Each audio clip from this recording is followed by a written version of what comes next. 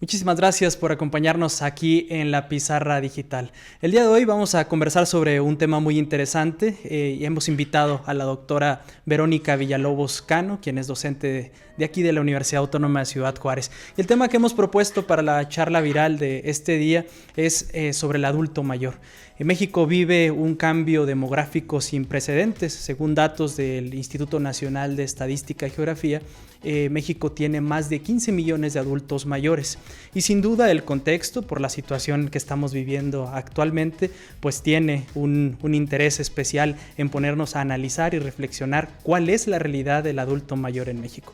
Doctora, muchísimas gracias por acompañarnos, bienvenida a la Pizarra Digital, ¿cómo está? Bastante bien, gracias. Muchas gracias por tenerme en consideración para su segmento. Muchas gracias, Abraham. Pues tenemos una invitada muy especial con un tema que teníamos muchas ganas de ponerlo para reflexionar y analizar aquí en la pizarra. Sí, no, un tema bastante importante, medular dentro del crecimiento de nuestro país, de nuestra sociedad, doctora. Como lo mencionaban a ustedes, México está pasando por algo que se le llama transición demográfica, ¿sí? En donde estamos teniendo una inversión de la pirámide de población, de cada vez hay menos personas jóvenes y las personas que estamos vivos ahorita tenemos más posibilidades de llegar a cumplir los años para ser adultos mayores, pues, pero sostenidos cada vez por menos personas jóvenes. Entonces, ahorita en nuestro país se considera que 1 de cada 6 mexicanos es adulto mayor. En los próximos años se espera que 1 de cada 4 mexicanos sea adulto mayor. Estamos envejeciendo en un entorno no tan favorable como pudiera. Nuestra sociedad está envejeciendo con la carga de enfermedades crónicas, con problemas económicos, en una sociedad que tiene una cultura a favor de la juventud y que no ha hecho conciencia de que el adulto mayor es un sujeto de derechos que debe de ser valorado, atendido y con toda la situación legal porque es un sujeto de derecho, no simplemente por ser el abuelito, ¿no? Hay muchos viejismos que se utilizan en nuestra sociedad, en nuestra cultura, y que son una forma de discriminación al adulto mayor. Entonces, que es otra de las áreas por donde tenemos que estar trabajando, sobre todo considerando que en unos años nosotros mismos vamos a ser adultos mayores y tenemos que cambiar ese entorno hasta para favor de nosotros en unos años. No nos hemos preparado como sociedad para una realidad que pues, nos va a tocar a todos. México lamentablemente no tiene una cultura a favor de la prevención, por eso aunque los avances en ciencia, en tecnología, en medicina han favorecido que vivamos más años, pero no necesariamente con años de vida saludables o productivos. Pero ¿cuál es el papel de gerontología frente a esta realidad? Me gustaría mucho que lo relacionáramos con eso, o sea, ¿cuál es el papel que está jugando esta área profesional? Que también, bueno, al menos en nuestra universidad y en la ciudad, pues es de reciente creación o apenas se empieza a visibilizar, ¿no? Como un campo profesional. Los licenciados en gerontología son profesionales de la salud que están capacitados para estudiar y mejorar o dirigir el proceso de envejecimiento en todos los aspectos, en el área biológica, en el área psicológica, en el área social, a través del establecimiento de políticas públicas y de intervenciones directas. Un licenciado en gerontología no está capacitado, bueno, puede hacerlo, pero no está diseñado, no tiene el perfil para cuidar a un anciano. Lo puede hacer si hace falta, pero no está entrenado para cambiar pañales o dar papillas. Tiene las competencias para diseñar un programa nutricional, para establecer un programa de fisioterapia, para estudiar el proceso de envejecimiento desde edades jóvenes, para conducirlo a que se logre un envejecimiento exitoso. También puede diseñar políticas públicas que incluyan al adulto mayor para que se puedan ejercer los derechos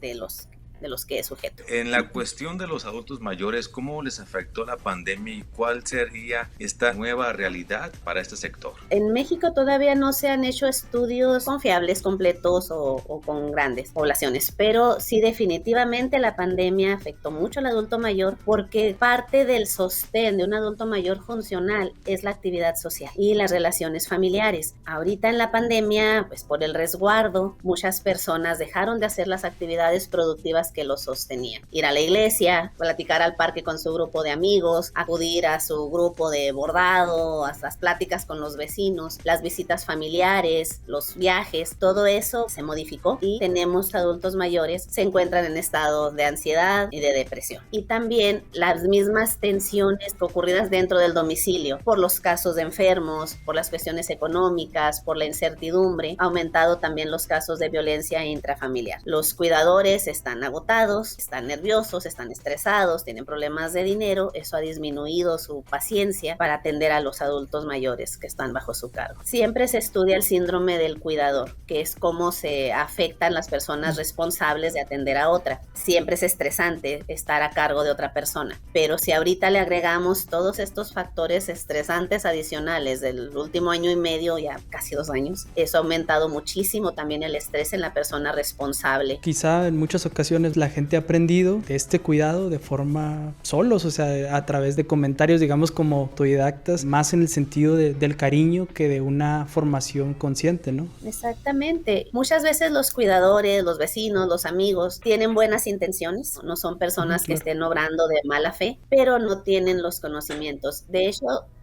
no nada más hablando a nivel personal, también muchos de los profesionistas políticos, senadores, gobernantes, quizá tengan buenas intenciones, pero tampoco tienen los conocimientos como para poder hacer realmente una política pública que beneficie al adulto mayor. Se han hecho arreglos que son básicamente apagafuegos, arreglan las necesidades básicas, pero no toman en cuenta las necesidades particulares de este grupo de edad. Pero imagino también debe haber algunas como experiencias positivas. ¿Cuáles cree usted que ante la crisis han sido cosas positivas o estrategias que se han implementado o sea, empiezan a visibilizar que puedan ser buenas de esta realidad? Tiene usted razón, se dice que lo que es crisis para uno es oportunidades para otro. Esta temporada de crisis por la que estamos viviendo sí nos ha dado la oportunidad de realizar investigación, de realizar difusión social, de que las personas se den cuenta de cuáles son las necesidades de su sociedad, de su familia, de su colonia, y sí se han hecho algunas acciones. Por ejemplo, se han abierto otros centros de salud, se están incluyendo ya a los licenciados en gerontología en puestos oficiales, trabajando en el área de salubridad o en estos centros comunitarios para permitir que ellos con su conocimiento dirijan acciones para estos grupos vulnerables. También se han estado formando asociaciones civiles dirigidas a atender las necesidades que se salen de la capacidad gubernamental. Hablando localmente, hablando de Juárez,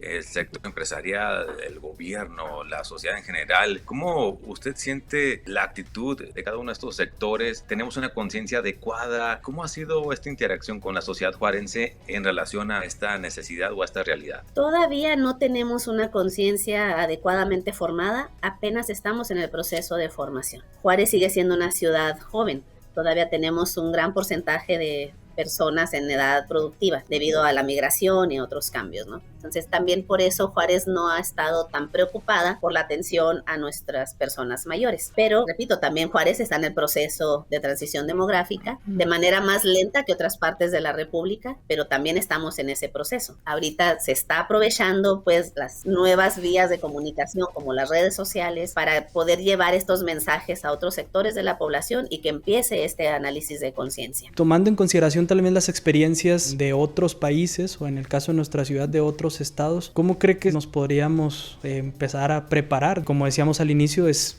inminente. Así es, y deberíamos de aprender de la experiencia ajena, tanto de la buena como de la mala. Pero hay muchas cuestiones que no han permitido que realmente aprovechemos esas experiencias. Ya tiene muchos años, desde el sexenio del presidente López Portillo, que se estaba prospectando que para estas alturas del tiempo íbamos a tener este problema. Y se decía que teníamos que iniciar la prevención y no se hizo de la manera como debía. No tenemos un buen sistema de pensiones, por ejemplo. Otros países, como en Europa, primer mundo, muchos más recursos y una pirámide poblacional que se invirtió desde hace muchos años.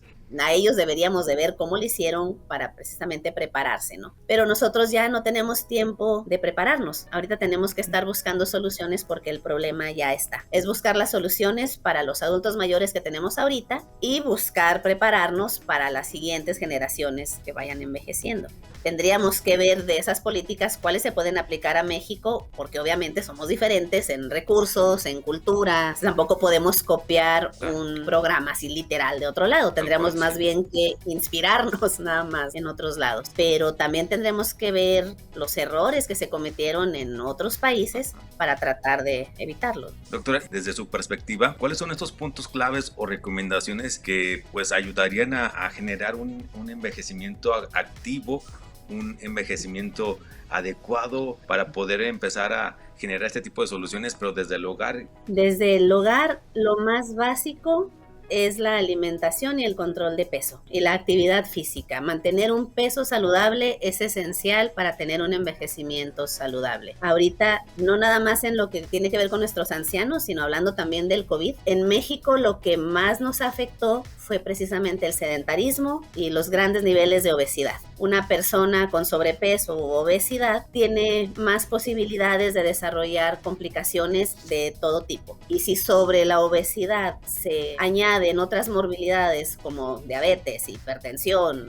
artritis, cualquier otra patología, tiene más posibilidades de complicarse o de generar más dependencia. Entonces, de entrada, lo primero que debemos hacer para pensar en un envejecimiento saludable es controlar nuestro peso a través de la nutrición adecuada y del ejercicio físico. Otro, evitar las situaciones que nos hacen envejecer mal, por ejemplo, el tabaquismo, el alcoholismo, la dependencia de fármacos. La persona que fuma envejece mucho más rápido y de mucha peor manera que una persona que no fuma, por ejemplo.